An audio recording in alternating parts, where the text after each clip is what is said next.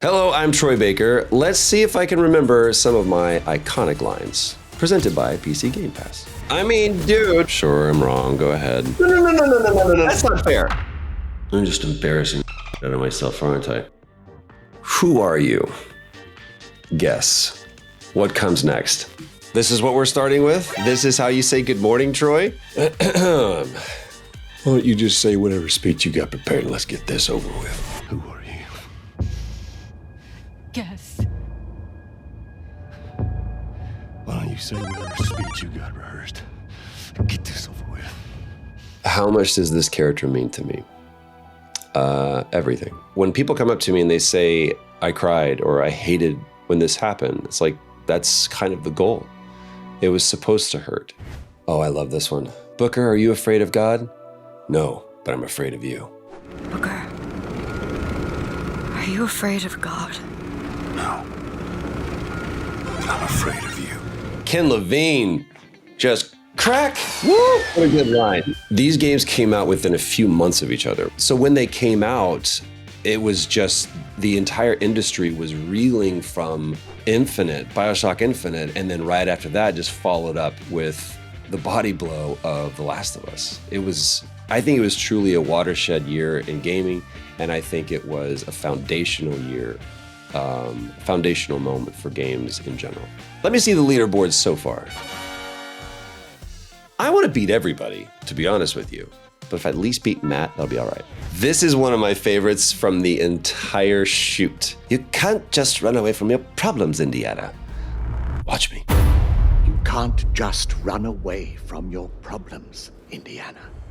Watch me. Woo! This is, I think, the first time that we actually did a shot where Indiana's putting on the hat. And it just like, this was the transformation from Dr. Henry Jones Jr. into Indiana Jones. Late 2019, I get a call from a director that I've never worked with before named Tom Keegan, who says, hey, I like you for this role. And he says, yes, we want 1981 Harrison Ford. And I said, great. I'm going to give you 2 names. And he goes, thank you for that. I like you for this role. And I said, well, I tell you what, man, I'll put myself on tape.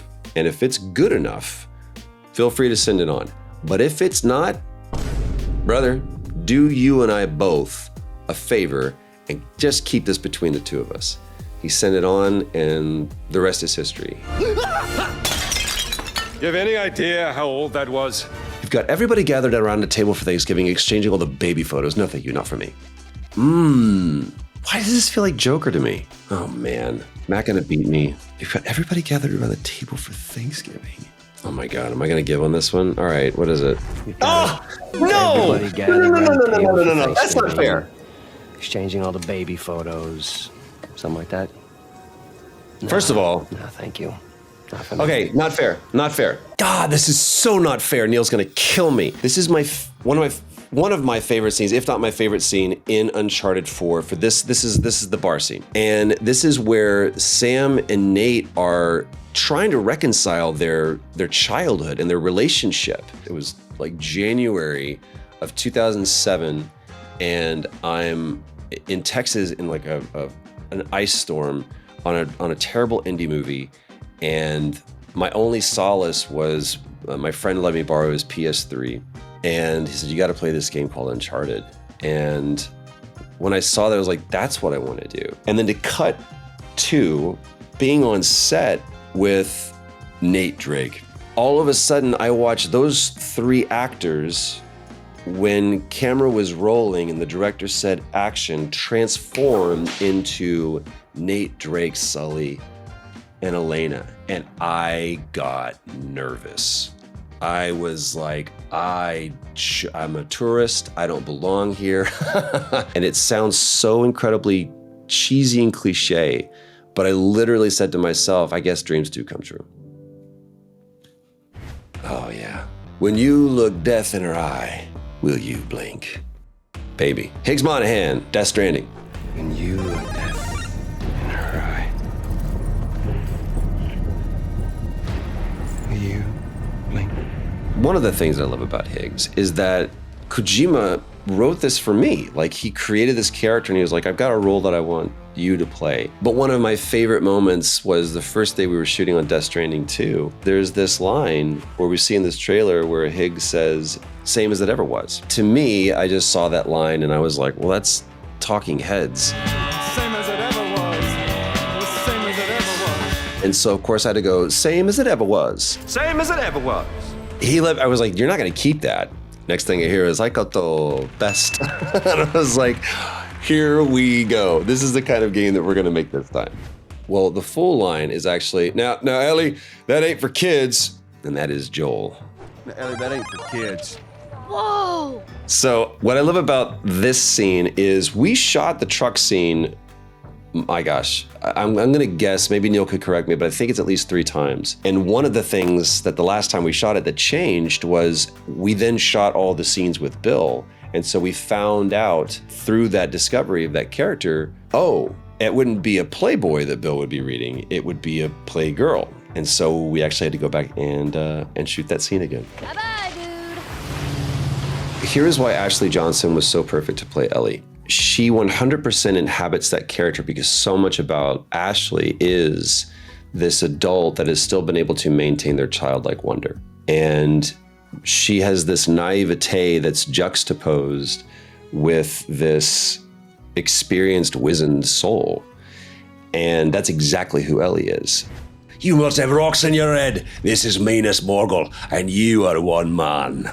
And I would say, no, I am not one man. We are many. Am I right? You must have rocks in your head.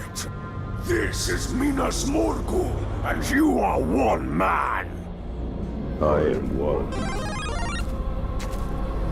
But we are many. Yes. You know, going from Shadow of Mordor to Shadow of War, they actually let me be the performance director on this. And the one thing that I learned is that being the lead and the director is not something you should do. But it was, you know, for me to be a part of lore, Tolkien lore, and to become a part of one of the most celebrated IPs of all time, that world and this character, and it's something that I will always, I'll always treasure. Oh, now here we go. Now I'm on a roll. Now I'm warmed up. You and I are gonna tear shit up.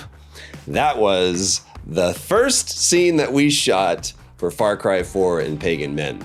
You and I are gonna tear shit up. So I would present to you the fact that I have never in my career ever played a villain. Huh? I do not believe that villains exist. If you look at from a pure game standpoint, you show up, he says, wait right here.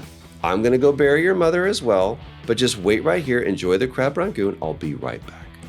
You were the one that decided to go off and do all this shenanigery and buffoonery. If you had just listened to me, we would have had this peaceful memorial service for your mom. You know, rocket launchers and helicopters aside. Oh my gosh, that's an automatic. Don't bother trying to dampen the recoil. Oh my gosh, is that Revolver Ocelot? What comes next? I'm gonna take a stab at it. Now go and let the legend come back to life. That's an automatic. Don't bother trying to dampen the recoil. You do that with a revolver. Aha! There we go. Get it? Because his name is Revolver Ocelot. I'll never forget the first time where I looked down at the script and I saw you're pretty good. You're pretty good. You're pretty good. Pretty good. It was like, I get to say that. I get to say that line. And I had to do this. I couldn't just say, you're pretty good. I was like, I had to do this when I said the line. Man, I'm just embarrassing the shit out of myself, aren't I? Ah, the heroes have arrived. So persistent, so confident, but your arrogance will be your undoing. Take me out of my misery. What is it? The heroes have arrived. So persistent, so confident. But your arrogance will be your undoing. Oh man, Gul'dan. Drink. Oh, it's so good. I mean, dude, how do you top WoW? It's such an incredibly it's a cultural event. Gul'dan is one of those characters where I'm like, typically I'm like, I want to see what happens in a cinematic world. I want to see what happens, in a film version of this. But then I was like, I could have played that. You did performance capture. I could have done this. It would have been great to see that character all the way through. They deserve death, just like me. Jason Todd? Sure, I'm wrong. Go ahead. Matt's gonna win this.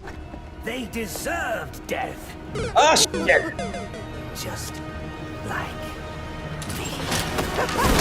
Right franchise, wrong character. Every session I walked into that going, they're gonna replace me. They're gonna get Mark in here. They're gonna realize this was a terrible experiment, and it was leaving everything that I had on the dance floor every session, walking out sweating, because it's such a physically demanding role. The Joker we see with Mark Hamill is a laser. This one is a fire hose. It's just what happens when it's just unchecked, unbridled, wanton passion. Well, if I'm being arrogant if I said this is my religion, am I right? Let it flow through my veins. This is my religion.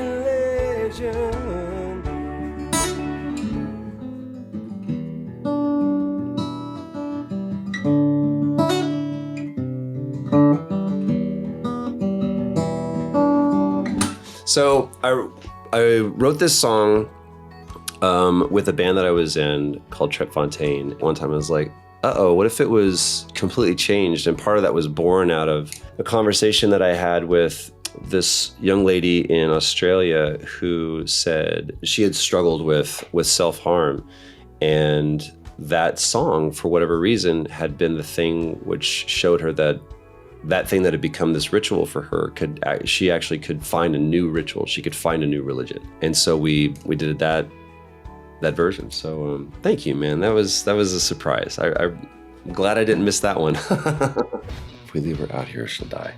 Oh, duh. Yeah, well, maybe that's God's will. If we leave her out here, she'll die. Yeah, maybe that's God's will. There it is. Woof! Dude, it was stepping onto the set of HBO's The Last of Us. I'll never forget. I've got this backpack and a rifle, and there's a fake dead deer at my feet. And I just laugh. And Scott Shepard behind me goes, what are you laughing at? This is a serious scene. I was like, dude, if you only knew how banana sandwiches this is right now.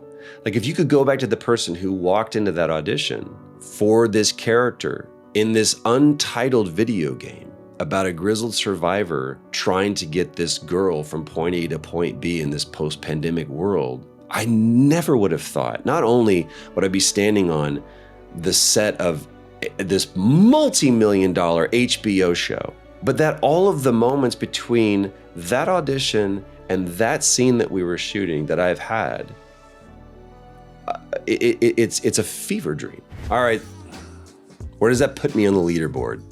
Not gonna be good.